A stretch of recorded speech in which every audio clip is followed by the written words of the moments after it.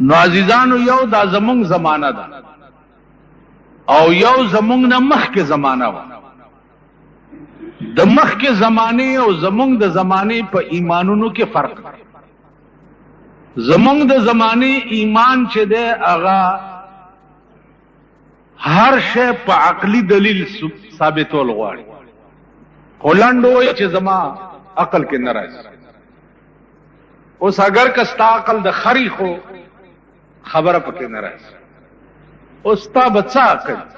اسې وایم تاسو د خپل ځان ته وګورئ، زمونږ هم څه عقل دی؟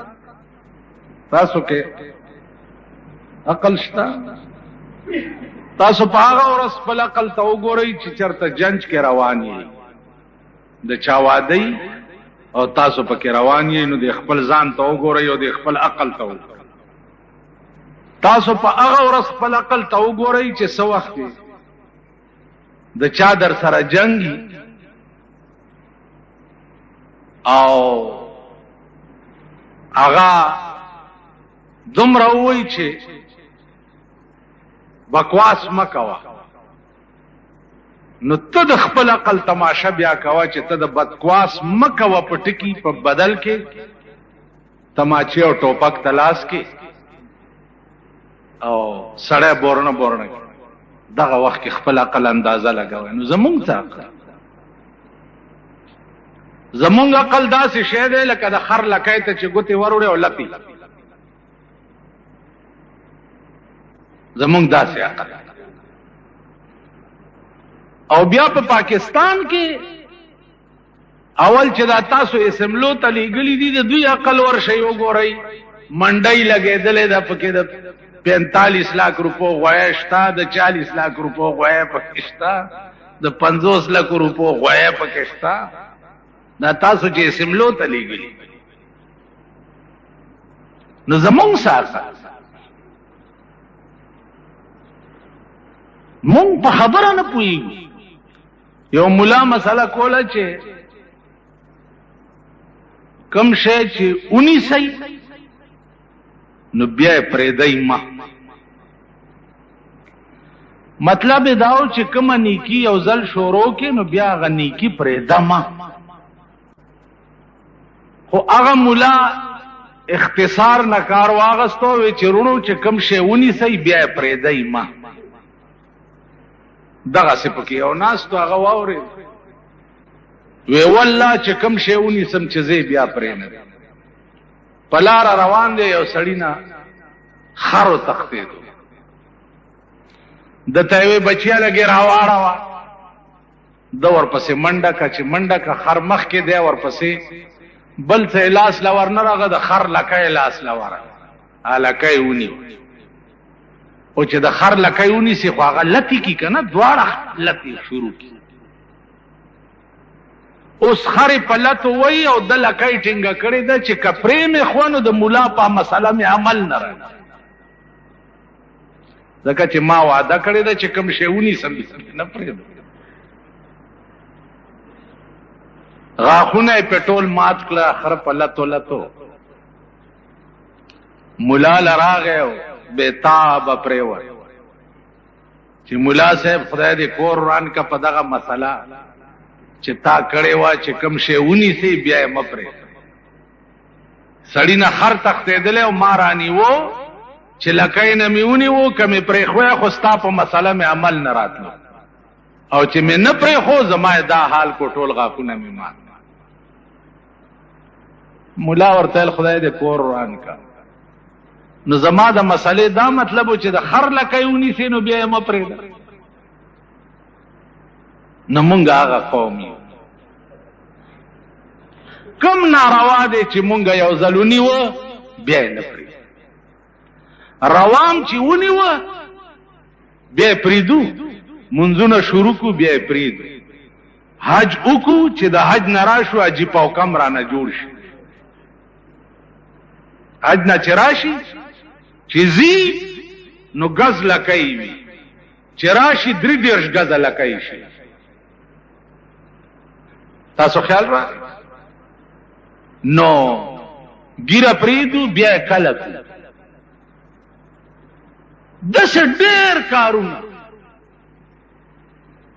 تبلیغی جماعت کی شي صاحب سه روزه ولګي چلو تلار شي چې په بل ورځ ګوره بیا د بازګل کوتک تی جوړي الکه سبلا در باندې وشو به اختیم ځه او یار بس الله مجبوری نو نیک کارونه مونږ چره اونی و بیا پرې لیکن بدایم چې نیولې دی بیا نه پرې نو زما عزیزانو زمونږ عقل شته نه عقل کې خو به د هغه سړي څه راځي چې هغه کې عقل خو وي که نه څه سوچ سمجھ خو پکې وي که نه قرآن کې راغلی دی وما كنا معذبين حتى نبعث رسولا زب ترغی او قوم ته عذاب نو ور کوم چې ترسو میں اغي ته رسول نه لېګل ترغی پورې بزد قوم ته عذاب نو ور کوم د امام ابو حنیفه رحمت الله علیه مذهب داده چې وما كنا معذبين حتى نبعث رسولا دلته د رسول نه مراد عقل کامل او عقل سلیم مراد دا مصطلح رسولان نه دي مراد زب ترغی او قوم له عذاب نه ور کوم چې سو پورې مې هغه قوم ته عقل کامل نه ور کړ د امام ابو حنیفه رحمت الله علیه مسلک دا دی چې 1,24,000 پیغمبرانو کې کيو پیغمبرم دنیا ته نه راغله نو ار سړی په دې مکلف چې په عقل باندې به د خدای پیژندې وګوره ابراهيم عليه الصلاه والسلام معصوم بچه نوري ولید قال هذا ربي دا زما خدای دی فلما فلا چنور پریوتو ابراهيم عليه السلام قال لا احب الافلين فنا کیدون کې زما خدای نه دی سپوږمۍ ولیدا هذا ربي فلما فلا قال لا احب الافلين معصوم دغیږي بچی تا په عقل کامل سره دا معلومیږي چې الله لا زوال ذات دی الله موجود ذات دی افنا کیږي نه نو که پیغمبرانو کې یو هم نه راغلی نو ار سړی په دې مکلفو چې په عقل کامل بد خدای پیژنې لکه ګوره د رسول الله صلی الله علیه وسلم او د عیسی علیه السلام په منځ کې 600 کاله فاصله و سکم زیات دته زمانہ د فطرت په دې 600 کاله کې پیغمبر نو اوس علما وایي چې دې 600 کاله کې کم خلق پیدا شوي دي ما په خبرو پوهیږئ خبره ګرانی دي مشکله ده چې په پوهیږئ ماما دا خبره داسې دی وایي دیدن مې کور ته ولا یوړو په قدر من اشنا میزان به قدر کنه تاسو پوه شئ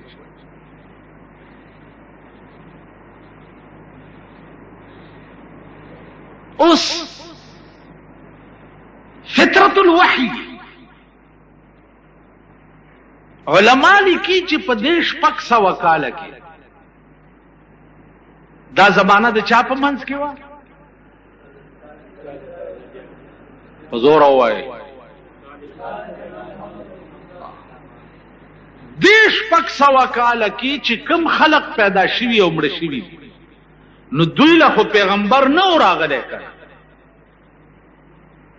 نو چې پیغمبر را نغه هدایت ورته نه رسیدو او بیا دوی به هدایت نه مړ شو نو دوی بیا جهنم ته لېږل دا زیاته نه ده الله به دوی جهنم ته ولې لیږي ځکه چې پیغمبر ورته نه دی را لېږلی پیغمبر راغلی وی او دوی نه وی منلی بیا جهنم ته د دې 600 کالو خلق له پکارو پیغمبر را نغی نو بیا به دوی جهنم ته ولې الله لیږي دلته هم دا جواب دی چې دا زمانه د فطرت الوحی وه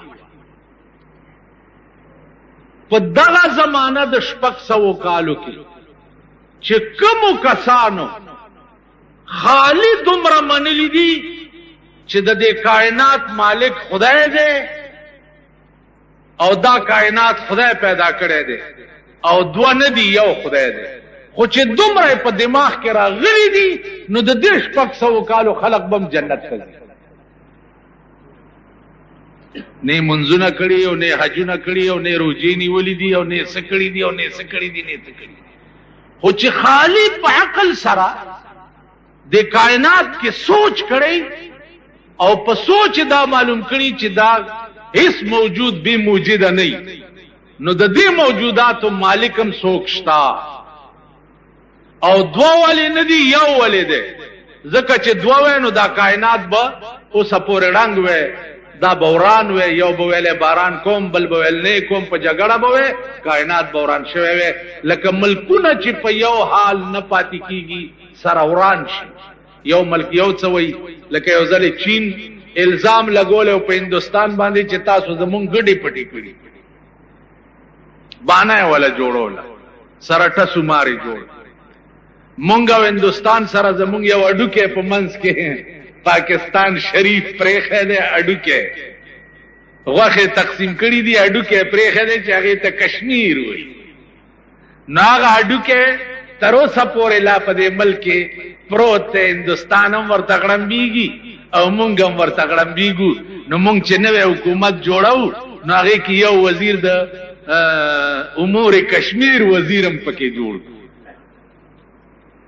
تاسو خیال راغی یو وزیر پکې د امور کشمیر نو هغه کشمیر اډو کې چې ده الله لازمون خله ترازی او نه دغه خله ترازی نو داسې ملکونه لکه څنګه چې بچ نه پاتې کیږي داسې که خدایان دوه نو دا کائنات بم کروڑونه او لکونه او اربونه کال وشو تر اوسه بچ نه وی پاتې وران وي او دا الفاظ قران ویلي دي چې لو کان فیهما آلهة الا الله لفسدتا اے پیغمبر دې قوم ته وایا که په دې کائنات کې د یو نه سیوا ډېر خدایان وې نو لفسدتا د ازمکه او اسمانونه به دواړه وران شي نو اوس په عقلم تاسو ګوره چې د دې ملکونو سال دې په خپلو سمون مسلمان قوم د خدای نه باغیان یو کسنمی د یری لباس را غستول شوی دی اخبار کې راشي چې پلانی دی کې میزایل راو غورځیدو او پلانی دی کې دا غرا کټ سنوم دی سکټ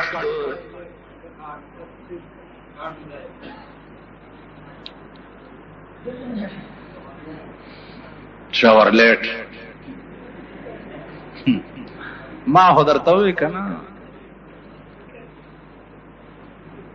چې والله که په شو دو بو دی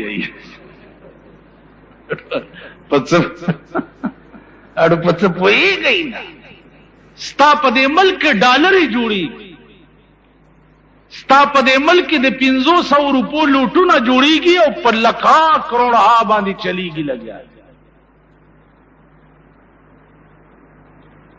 او چې بیا داغله سړی ونیسي 500 روپو لوټ یو غریب دکاندار ته ورکو هغه پوي نشي سمایا موړي چې واته نه ما تکړه تاته واغستا لوټ بنوټي وخته نو داغه خو دې بیړه تبا کړه ته چې ونی وې شو په دوه مورز دې ضمانت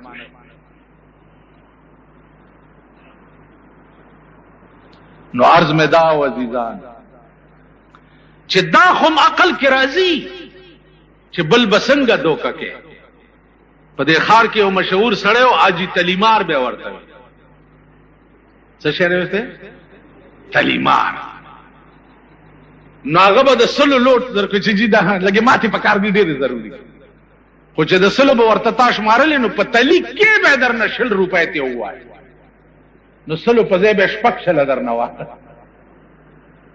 نو یو ورځ تانیدارونی وو منصور خان نامه واغونی وو نو مال راوستو چې جی دا جی تلیمار دی لګ نصیحت ورته ما ته وی چې مولانا صاحب زو تلیمار نه زو لاس هنر خرڅو چا دوس باندې کې لوټ مات کو ما هغه کې پوی نشینو ما ته څه ګناه ده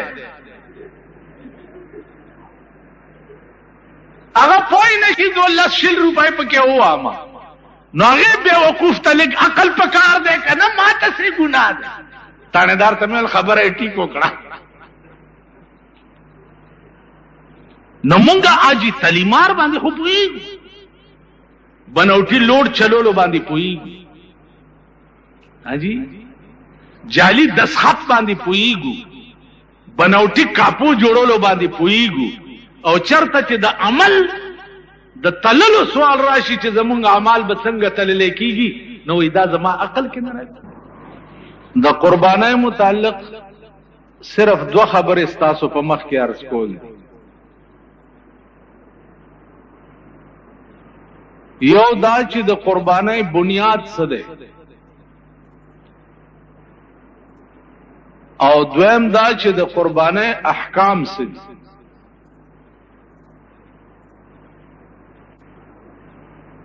عزیزانو بنیاد د قربانۍ چې ده هغه د حضرت آدم علیه السلام د زمانه نه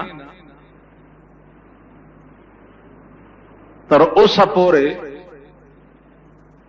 وقتن فوقتن دار چا په دور کې شوه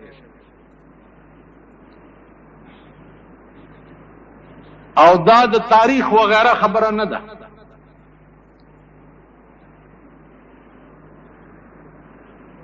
دا د قران کریم ذکر ده د آدم علیہ السلام د زامنو متعلق چې الله فرمایلی دي اذ قربا قربانا فتقبل من احدهما ولم يتقبل من الاخر د دوارو زامنو په خپلو کې اختلافونو دي ته ویلې شو چې تاسو قرباني وکړئ چې کوم یو په حق ای داغه قرباني به قبول شي او چې کوم په حق نه ای داغه قرباني به رد کړي شي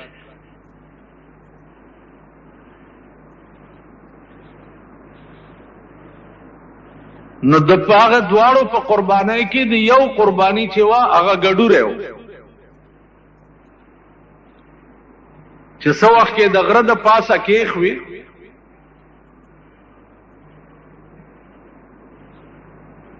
نو اسمان نا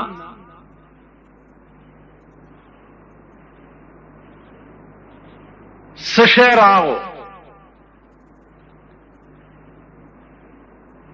او هغه ګډوره چې دی هغه اوچت کو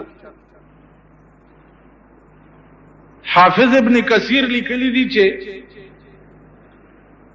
دغه ګډوره نیغ بوتلو جنت ته او تر اوسه پورې دغه ګډوره په جنت کې اوسي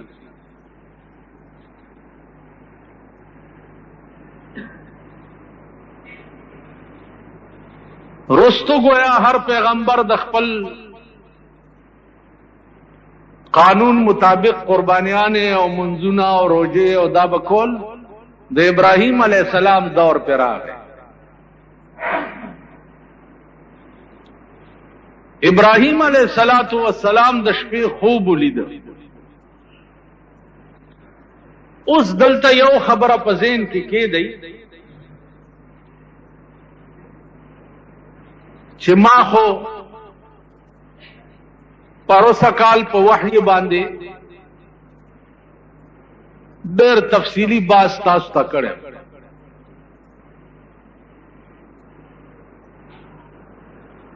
او دومره قدر یاد لرئ چې د پیغمبر خوب چې ده هغه هم وحی وي. خوبونه درې قسمه خلق ګوري،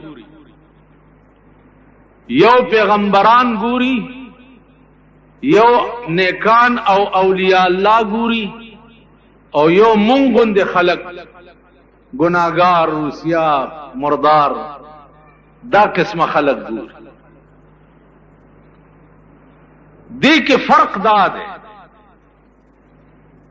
چې پیغمبر چې کم خوب وګوري هغه وحی وي، هغه دروغ نه.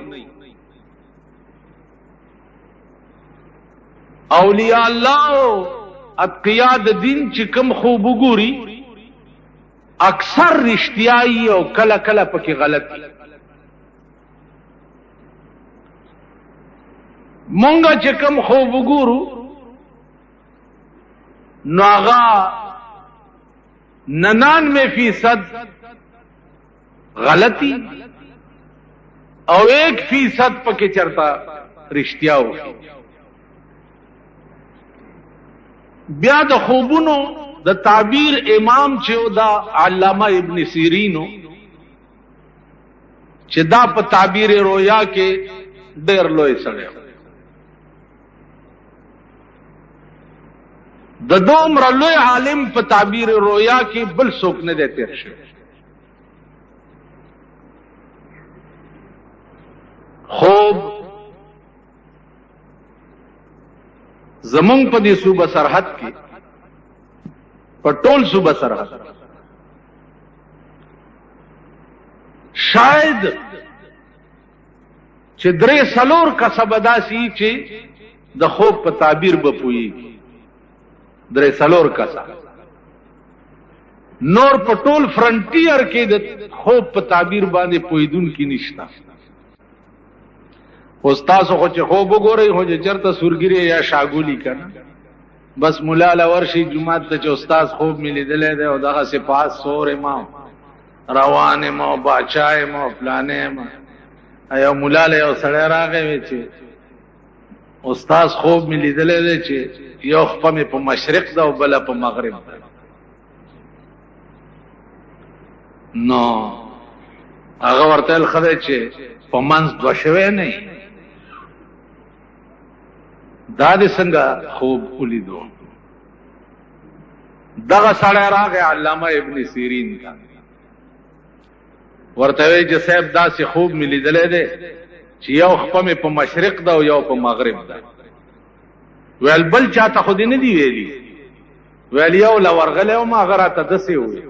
زه ویل خدای دې دې خو باسه که په هغه دې دا غلط تعبیر د خوب نه وی کړی نو ته به د مشرق او د مغرب بادشاه شوی. تاسو خیال راغی؟ نو علامه ابن سیرین چې دی دا ډېر لوی سړی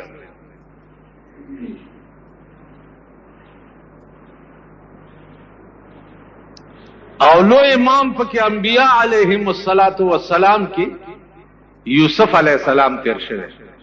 هغه ذکرم قرآن کې څنګه دی آیات؟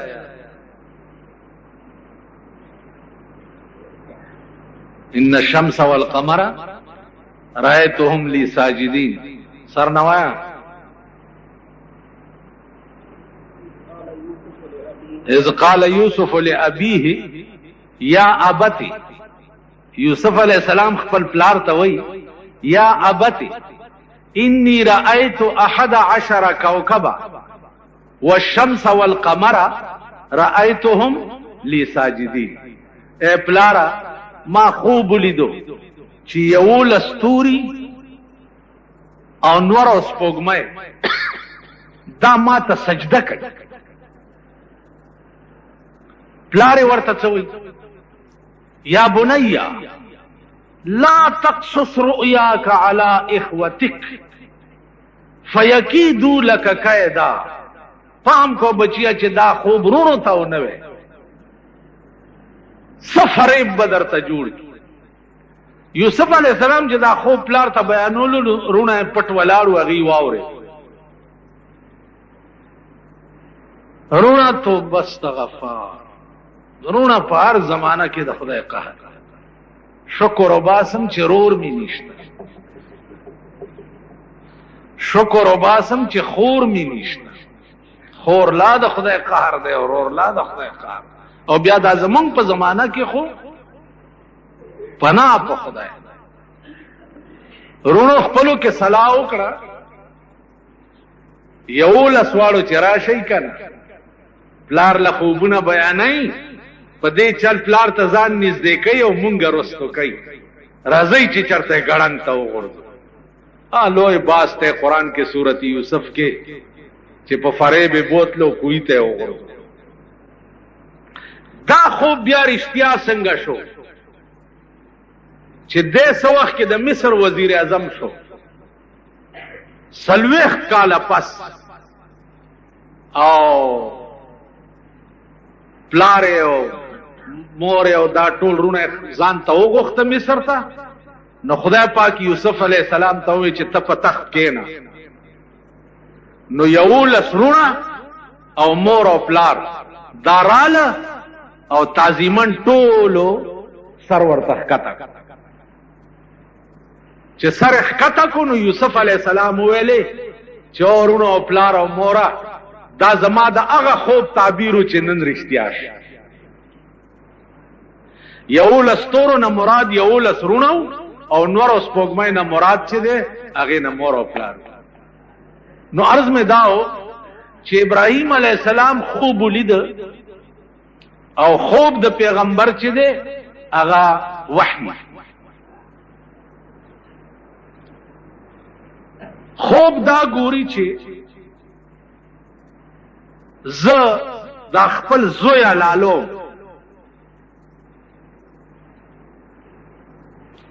سار چې را پاسې د نو زوی راوغوښتو او زوی عمر دی دغه وخت کې 12-13 سال اسماعیل علیہ السلام. اگر چې په ذبیح کې اختلاف ته لګ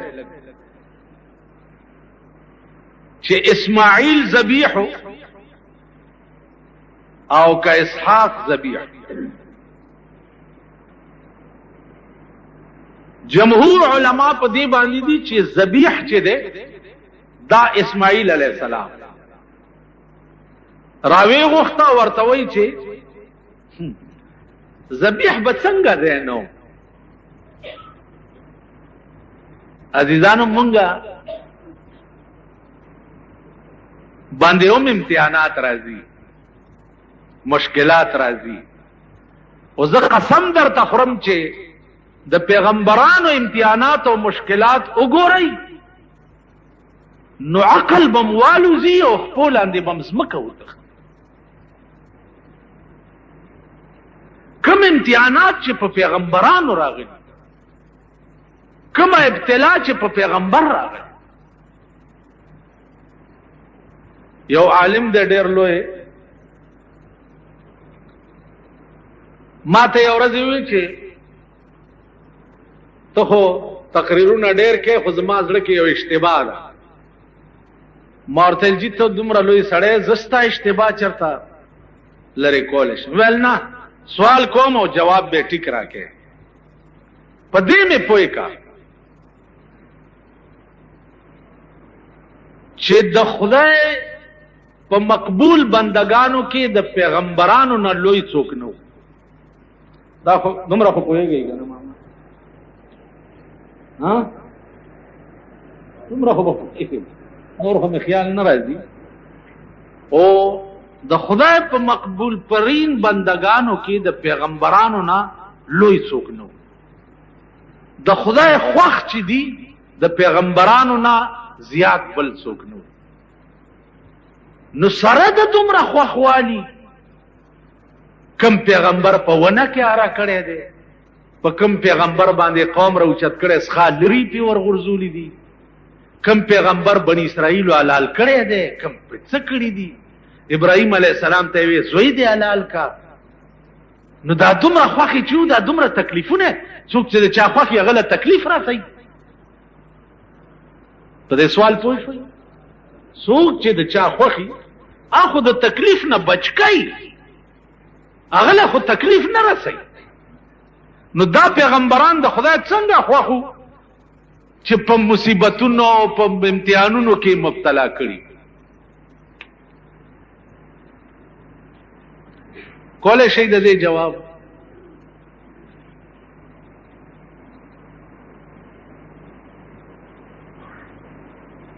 اسانه خبره.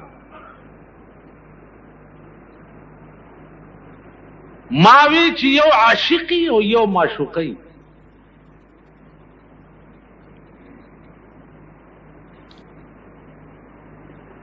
الله معشوق او محبوب دی او پیغمبران ټول عاشقان.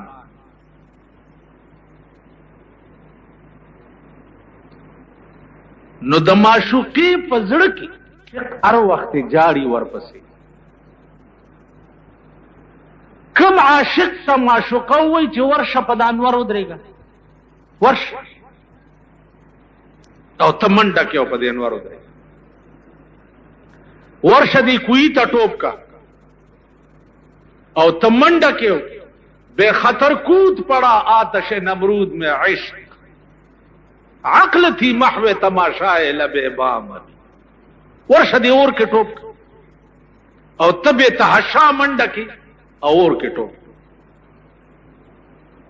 نو د معشوقي په زړه کې د هغه عاشق قدر زیاتی چې کم د معشوقي په اشاره باندې اور ته ټوپ کوي، کوی ته ټوپ کوي.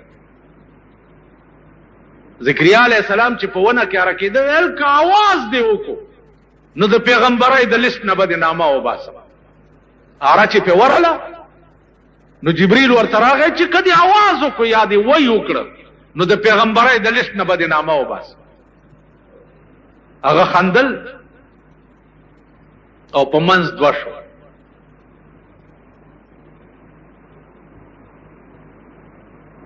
نو ما ته وی چې خدای ته خو پته وه. په دې سوال او جواب خو پوه شئ کنه؟ خدای ته خو پته وه چې زما د عاشق چې دی په دې امتحان کې کامیابیږي، نو بیا یې پې ولې امتحان کولو؟ خدای ته پته وه چې ابراهیم علیه السلام به زوی حلال کړي ما دپاره، نو بیا یې پې ولې امتحان کولو؟ نو ما ورته ویل چې مولانا صاحب خفه نه شي، د امتحانات د پیغمبرانو چې دا تاو ما د پاره تاو ما د پاره سبق و چې تاسو وګورئ ما په خپل خدای کې پیغمبران په دومره لوی لوی امتحانونو کې اچولی او د الله د خدای نه شکایت نه وکړي. نو که پتا مې امتحان راوستو چې شور نه کې. اوس مونږ څنګه یو چې د یو وخته د ځان د پاسه کوک شي نو ځان هغه ساعت له خدای مرور کې یو وخت تبا دی ونیسی وای خدایا زه دې لیدلې ما زوی دې مړ شي وای خدایا زما زوی دې لیدلې نو استاد وینو د بل چا مړ کړي وي دا استاد ژوندې ګرځي بیا د دې زمانه زامندار امیان.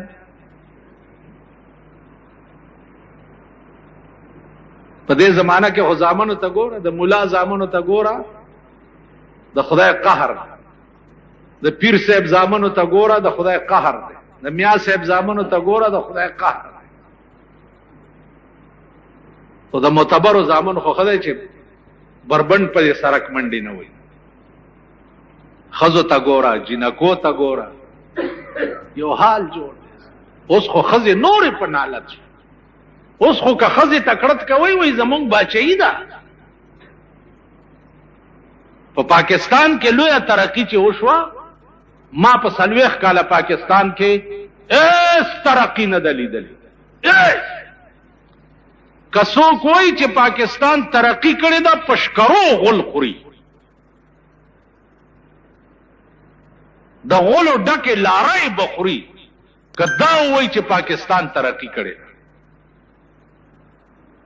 جاستان دے جوڑ کڑے، بم تان دے جوڑ کڑے، لارے تان دے جوڑا کڑے، موٹر تان دے جوڑ کڑے، ایٹم بم تان دے جوڑ کڑے، ایٹم بم للاڑا التا دا غسر بیا معاہدہ وکړه چې امریکای صدر بوش برش په ومګېدو واده ور سره وکړه چې زه اټم بم نه جوړم. ځکه چې زمونږ بتکده خو امریکا ده کنه. هر یو چې راشي لاړ شي هغه ته زه چې وړوکی ومنو په دې جوګنشاه کې د سیکانو ګوردواره وه.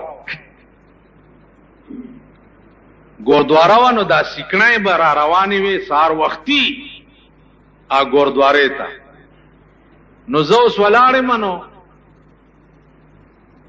یو سیکڼۍ بلې ته وایي چې کتنے چلیے؟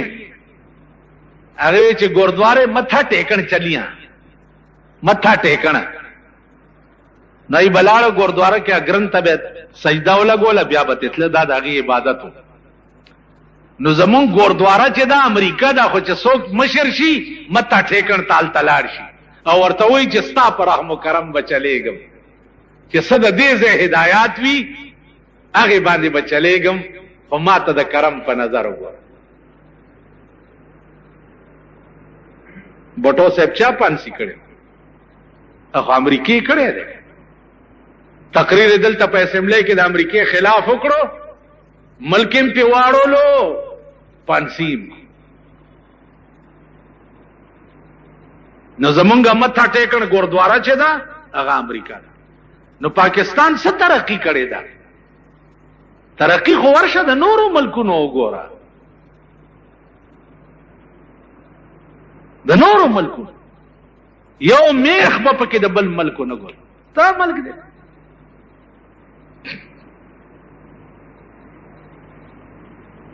تا کې څه شی دی؟ ایئر کنډیشنې دي د روس هغه 15,000 ته ورسېدي. فریجونه دي کته په باډي جوړه کې پارټس کم ځای نه راغلی دی. تاسو تر یو ترقی په ملک کې منم چې د پاکستانو ښځو داسې ترقی کړې ده او دومره لرې لاړې دومره لرې چې دا به ستاسو هغه اومې پیړۍ چې د قبرونو نه راپاسي دا ښځې به بیا خپل ځای ته رانه ولئ.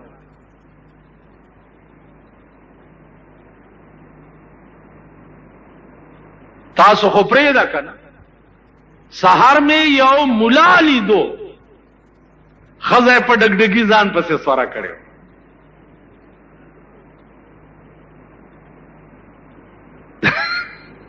جماعت امام هغه هم په ډګډګي و کور دې ورشه بیړه دې غرقش مالباس اوس قیامت کی الکه دا ولی لا ما ته هم کته وی کته مسکه غوندې شو چې راشه کنه څنګه خکار نه کړي تو نالت پدا سے ملک خواص رهنمایان د دین رهنمایان د قوم په خدای قسم چې داغي په کورونو کې ټي وی ګانې او وی سی آر چلی رهنمایان د قوم چې دا قوم په بزرګۍ ورته ګوري او لاسونه یې صفوي هغې کورونه چې اولاد یې چې وګورې د اسلام نه به د زړه تور شي. دا زمونږ حال دی. نو ترقی د ملک صرف ښځو کړې ده سړی نشته. ښځه وه امتحانو د ابراهیم علیه السلام حکم ورته وشو چا ابراهیم اسماعیل د مور په غیږ کې دی او د بیبي نامه د بیبي هاجره علیه السلام. دا ښځه او دا زوی دی د شام نه بوزه او د مکې په دشتو کې پرېږده او ته تې ځه. ښځه او زوی روان کړه د شام نه راله مکې ته. مکه دغه وخت کې وادي وه د دوو غرونو منځ کم ځای کې چې اوس آب زمزم کوې دی دغه ځای کې ښځه او بچی کینول او دی ترې روان شو. ښځې ورته ویل چېرته ځې سړیه دا مونږ دې چېرته پرېښو. ویل چې چا راته ویلي دي هغه ته مې پرېښوي او زه درنه لاړم شام ته. بی بی هاجرې ورته ویل چا درته ویلي دي؟ ویل او چا راته ویلي دي چې اسماعیل او هاجره دلته پرېږده او ته تې ځه. ویل ځه چې چا درته ویلي هغه پوهېږه او زمونږ بندوبست پوهېږه. ښځه وه. اسماعیل تږی شو، ماشوم دی لتې ټکوي، نو مور یې اوبه لټوي. د دې صفا مروه په دې منځ کې بی بی هاجرې او ترې منډې ووالې. کله به په یو غونډۍ وخته اوبه به یې لټولې، کله به په بله غونډۍ وخته اوبه به یې لټولې. آخر اوبه نه وې، ناامیده را روانه شوه. چې را روانه شوه دلته جبرائیل علیه السلام ته حکم وشو چې ورشه د اسماعیل په دې خپو کې اوبه راوباسه. دلته ټکولې او د خپو کې د اوبو چینه راوخوټ کېده. چې چینه راوخوټ کېده بی بی هاجرې وویل چې الحمدلله اوبه خو پیدا شوې، خو زرې شګې راټولې کړې او اوبو نه یې ګیر چاپېر واچولې چې چېرته اونه بیږي خلاصې به شي. آب زمزم زمزم ویلې شي ادرېږه ادرېږه. زمزم معنا ادرېږه. نو د اوبو ته بی بی هاجرې وویل چې زمزم ادرېږئ بهېږئ ما. رسول الله صلی الله علیه وسلم به فرمایل چې الله دې په بی بی هاجرې رحم وکړي، که د اوبو ته زمزم نه وی ویلې نو دا اوبه به بهېدلې وې او ټوله دنیا به یې خړوب کړی وی. خو چې هغې ورته زمزم ووي په ځای ولاړې پاتې شو. نن ورشئ د عربو هغه دشتې، د عربو هغه سوکړه، د عربو د اوبو هغه نهر زبیده. خوبونو پورې یو بله خبره ووایي. زبیده د بادشاه ښځه وه، د بادشاه ښځه. خوب یې ولیده چې دا ټوله دنیا ما سره بدفعلي کوي. زبیده دا خوب ګوري، د بادشاه ښځه ده، چې دا ټوله دنیا ما سره بدفعلي کوي. اوس تاسو ته که دا څوک وایي چې هلکه ما خوب لیدلی چې ما سره ټوله دنیا بدفعلي کوي، تاسو به ځه وایي دا خو ډېر پلیت دی، څه خراب خوب یې لیدلی. داسې به ووایي که نه، تاسو دا شیخان میخان. علامه ته راله زبیده، وایي داسې خوب مې لیدلی دی چې دا ټوله دنیا ما سره بدفعلي کوي. ورته خوب دې رښتیا هم دا لیدلی دی؟ ویل او. ویل ستا د لاسه به الله داسې کار والي چې ټوله دنیا به پرې فایده اخلي. ستا د خوب دا تعبیر دی. نو زبیدې بیا د شام نه دا نهر راوستی دی مکې ته، چې هغه وخت کې د اوبو قحط نو د شام نه نهر را روان کو او د مکې په کوڅه کوڅه کې یې ګرځولی دی او پې دا ټاکۍ لګېدلي دي او اهل مکه ټول د هغې کوو نه اوبه راوباسي او کورونو ته. نهر زبیده اوس هم شته. اسویم خوب په ظاهر یو شی او د هغې تعبیر چې دی هغه بلکل برعکس. تاسو خیال راکړئ. نو اوبه ودرېدې او بی بی هاجره حیرانه ده. عزیزانو دا وخت کې د خوراک څه بندوبست کیږي. په دې لاره قافلې ځي شام ته، مدینې ته. هغه قافلو والا وایي چې دا فقیران ناست دي دلته سوه نه سوله ورکوي. دا یې ګذر اوقات. په دې اثنا کې اسماعیل علیه السلام د 12-13 کالو شو او مور به په دغه ځای ناسته وه او د قجورو چوپړه یې جوړه کړې وه او په دغه کې به مور او زوی 14 کاله دلته اوسېدل. حد دی د امتحان. علامه ثناء الله پانی پتی لیکلی دي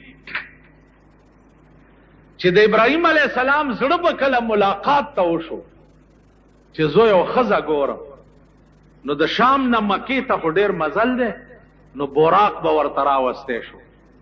په بوراق به سور شو. بوراق مطلب دی د هلیکاپټر، دې کې به سور شو، را بغی په مکه کې د دوی ملاقات به وکړه، بیا به ورته چې ودې کته اوس ځه، نور زیات به نه یې سارې کېدل.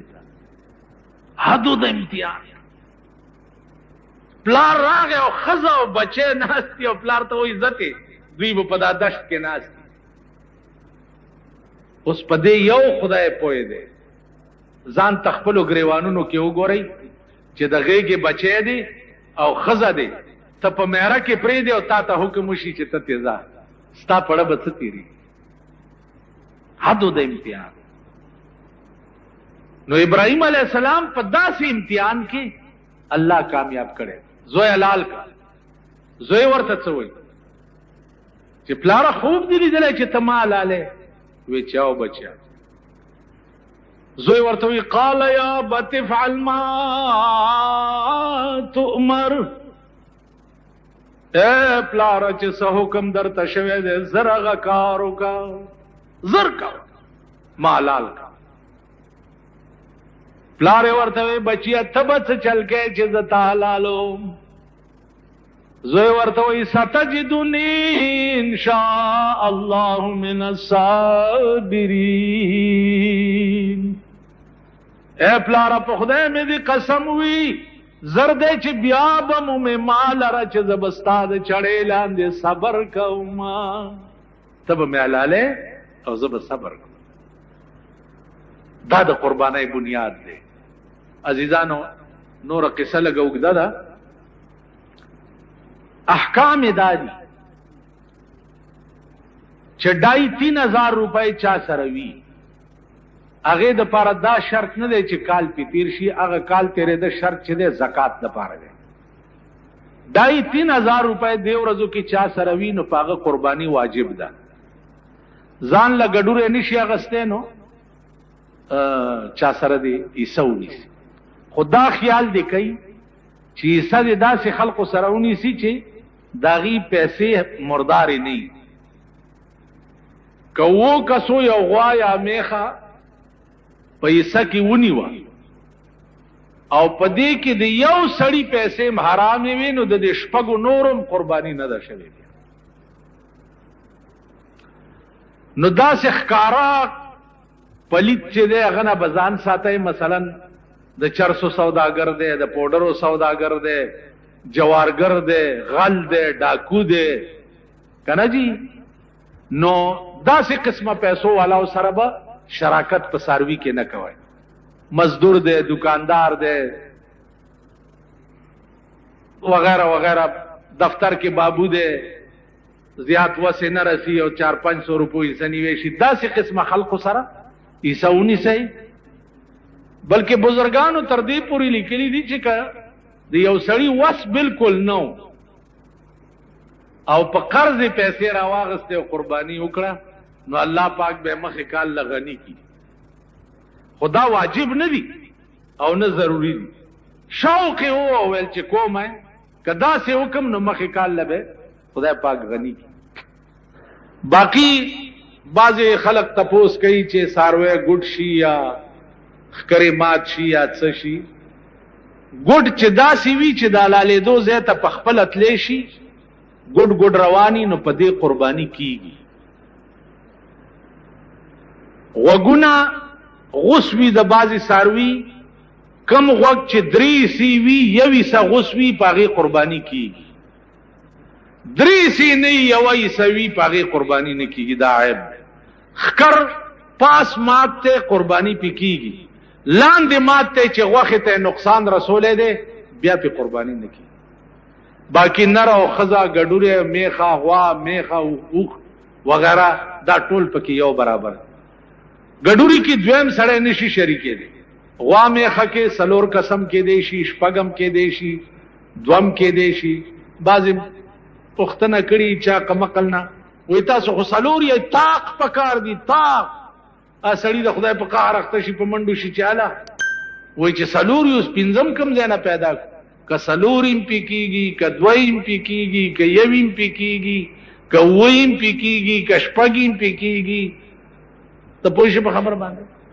نو الله دې توفیق درکړي. پاتې شوه غوښه د قربانۍ. درې سې کول دي، مستحب کار دی. یو غریبانو ته، یو خپلوانو ته، یو ځان ته ساتل.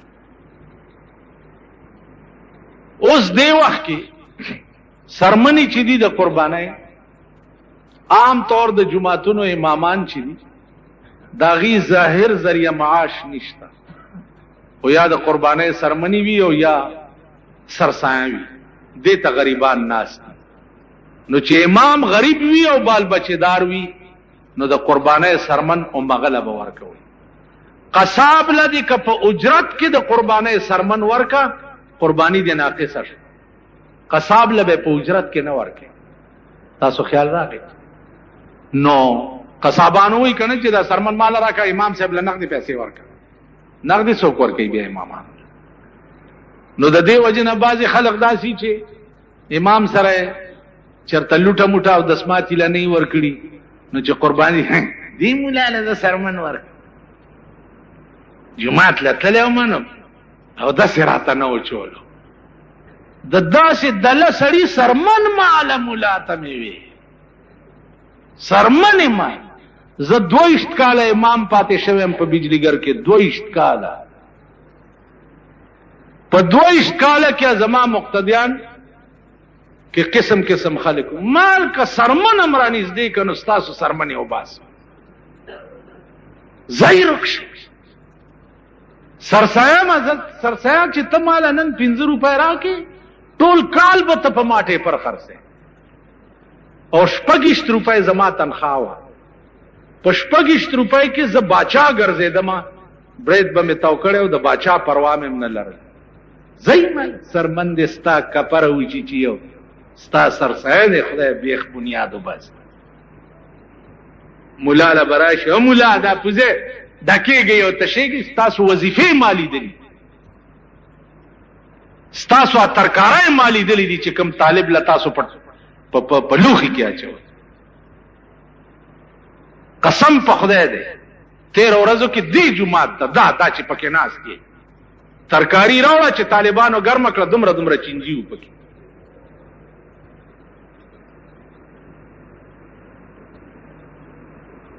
ځکه چې زه دلې ناست یم ماښام، دا طالبان چې وظیفې راوړي زه یې ګورم. تاسو خلک ستاسو وظیفې ما ته پته ده، ستاسو سرسایه ما ته پته ده، ستاسو هغه قربانۍ ما ته پته ده. بیا د قربانۍ غوښې له اوچې کړي، ډېرې په فریجونو کې ایښي، 6 میاشتې خوري لګیا یې. ماما خبره دا ده چې هغه د مومن کار دی، تقریر کولو چې پولیس رات وي ده ویختنه نری دی او د تورې نه تیره دی، او دا خلک به پې تیریږي چې کور ته راغی مور یې ورته ویل چې بچیه دا رښتیا ده؟ ویل او مور یې د ویختنه نری دی او د تورې نه تیره دی. ویل ای بچیه ابی خو دې پکې پرېوتې واخله، زه خو پکې خدای راستي که تیره شم. نو تاسو د ابی رونه ټول پکې پرېوتي یې، مالت کې د چا سره نه لګي، دا غوښه پلان نه موړه کته دې نه چې ماشومان راته ټول وهلي، داسې وایي که نه وایي؟ نو زمونږ نظام زندگی ټول ذاتیات دي، نظام زندگی. نو په دې ایمان باندې جنت ګټل یا په دې ایمان باندې جنت تتلل، ای خیال است و محال است و جنون. واخر دعوانا ان الحمد لله.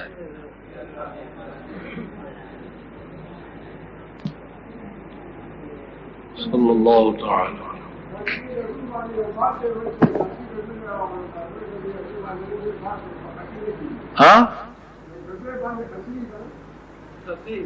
خسی گډوري باندې پرېدا باس بتا غوندې پې کړو کنه، خسی گډوري باندې د دې سمنا حق قرباني کی. خسی گډوره سربي په نسبت سره دی بل گډوري ته. زما خبره پوهیږئ؟ خسی ګډوري باندې چې څنګه حق قرباني کیږي دا سه په غیر خسی باندې خن کی